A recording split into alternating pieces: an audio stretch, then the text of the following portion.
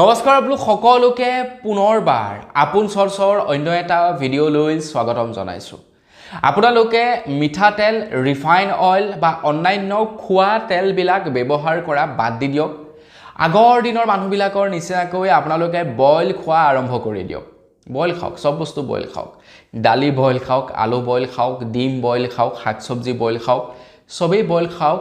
নহলে আপোনালোকে ঘৰতে সৰিয়হৰ খেতি কৰি তেল পেৰিবলৈ আৰম্ভ কৰক আৰু সেই তেল ব্যৱহাৰ কৰক।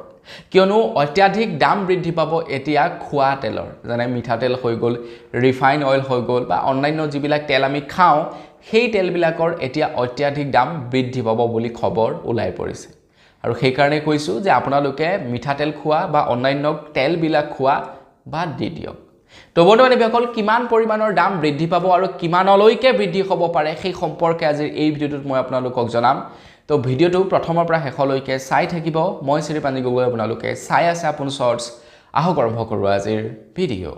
সকলোবিলাক বস্তুৰ দামেই বৃদ্ধি পাইছে, কোনটো বস্তুৰ দামনো কমি আছে আপোনালোকেই কওকচোন। প্ৰত্যেকটো বস্তুৰ দামেই বৃদ্ধি পাইছে।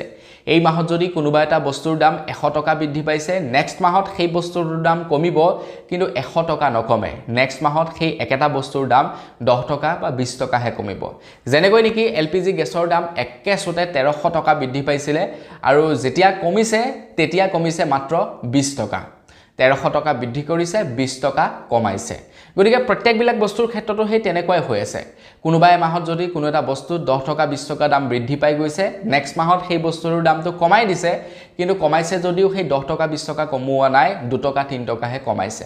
ইয়াৰ ফলত বস্তুৰ দাম বাঢ়িয়ে গৈ আছে নন ষ্টপ। ৰিপিটেডলি বস্তুৰ দাম বাঢ়ি থকাৰ কাৰণে এতিয়া সৰ্বসাধাৰণ জনতাৰ যথেষ্ট পৰিমাণৰ অসুবিধা হৈ গৈছে। এতিয়া মিঠাতেলৰ কথাই যদি আমি ক'বলৈ যাওঁ, আজিৰ পৰা 10 বছৰৰ আগত মিঠাতেলৰ দাম কিমান আছিলে? পাৰ লিটাৰ 100 টকা। পাৰ লিটাৰ মিঠাতেলৰ দাম 100 টকা আছিলে। লকডাউন যেতিয়া আহিলে, লকডাউনৰ পাছত মিঠাতেলৰ দাম অত্যাধিক বৃদ্ধি পালে আৰু লকডাউনৰ যি মিঠাতেলৰ দাম বৃদ্ধি পালে তাৰ পাছত মিঠাতেলৰ দাম নকমাই হ'ল। এতিয়া লকডাউনে বহুতো বস্তুৰ দাম বৃদ্ধি কৰি পেলালে। কোম্পানীবিলাকে এটা চান্স পালে, চৰকাৰেও এটা সুবিধা পালে বস্তুৰ দাম বৃদ্ধি কৰিবৰ কাৰণে। এতিয়া কোম্পানীবিলাকে এনেকুৱা ধৰণৰ দুৰ্যোগবিলাকক ক'বলৈ গ'লে তেওঁলোকে এক প্ৰকাৰেৰে সুবিধা হিচাপে লয়।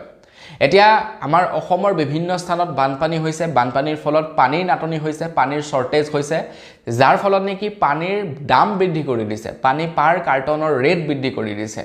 আৰু ফেক্টৰীসমূহে পানীৰ কাৰ্টনৰ ৰেটবিলাক যে বৃদ্ধি কৰিলে, তো বানপানী যোৱাৰ পাছত নকমায় আৰু তেওঁলোকে যিমান দামত বিক্ৰী কৰি আছে সিমান দামতেই বিক্ৰী কৰি থাকিব।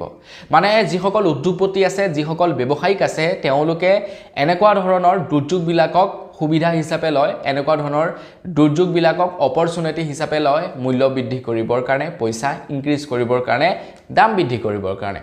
এতিয়া মিঠাতেলৰ কথা যদি ক'বলৈ যাওঁ, মিঠাতেলৰ ৰিপিটেডলি দাম বাঢ়ি গৈয়ে আছে। কেতিয়াবা 2-3 টকা কমিছে যদিও ৰিপিটেডলি দাম বাঢ়ি যোৱাৰ ফলত 200 টকা ক্ৰছ কৰিছেগৈ মিঠাতেলৰ দামে। এতিয়া খবৰ লাই পৰিছে আকৌ এবাৰ মিঠাতেলৰ দাম বৃদ্ধি পাব আৰু বৃদ্ধি হোৱাৰ একমাত্ৰ কাৰণ হৈছে এতিয়া বজাৰত সৰিয়হকে আৰম্ভ কৰি যিহৰ পৰা মিঠাতেলবিলাক নিৰ্মাণ কৰা হয় বা অন্যান্য তেলজাতীয় সামগ্ৰীবিলাক নিৰ্মাণ কৰা যিবিলাক নেকি মেটেৰিয়েল, সেই মেটেৰিয়েলবিলাকৰ শ্বৰ্টেজ হৈছে, যাৰ ফলতে নেকি দাম বৃদ্ধি পাব। এতিয়া যেনেকৈ নেকি সৰিয়হৰ পৰা মিঠাতেল বনায়, যেনেকৈ নেকি বেলি ফুলৰ পৰাও তেল প্ৰস্তুত কৰে, বাদামৰ পৰা তেল প্ৰস্তুত কৰে, ঠিক যেনেকৈ পাম অইলো পোৱা যায়, পামৰ পৰা পাম অইল বনোৱা হয়। এনেকুৱা বহুতো সামগ্ৰী আছে যিবিলাকৰ পৰা মিঠাতেল নিৰ্মাণ কৰা হয়। তো সেই বস্তুবিলাকৰ বোলে এতিয়া অভাৱনীয় হাৰত মানে অভাৱ ঘটিছে, বস্তুবিলাকৰ নাটনি হৈছে, যাৰ ফলত দাম বৃদ্ধি পাইছে এতিয়া মিঠাতেল বা অন্যান্য তেলজাতীয় সামগ্ৰীবিলাকৰ। যিবিলাক তেল নেকি আমি খাওঁ সেই তেলবিলাকৰ দাম বৃদ্ধি পাইছে। এটা কিমান পৰিমাণে দাম বৃদ্ধি পাব সেই সম্পৰ্কত যদি আপোনালোকক ক'বলৈ যাওঁ, খবৰ ওলোৱা অনুসৰি 18 পৰা 20% পৰ্যন্ত দাম বৃদ্ধি পাব। জুলাই মাহতো যথেষ্ট পৰিমাণৰ দাম বৃদ্ধি পাইছে।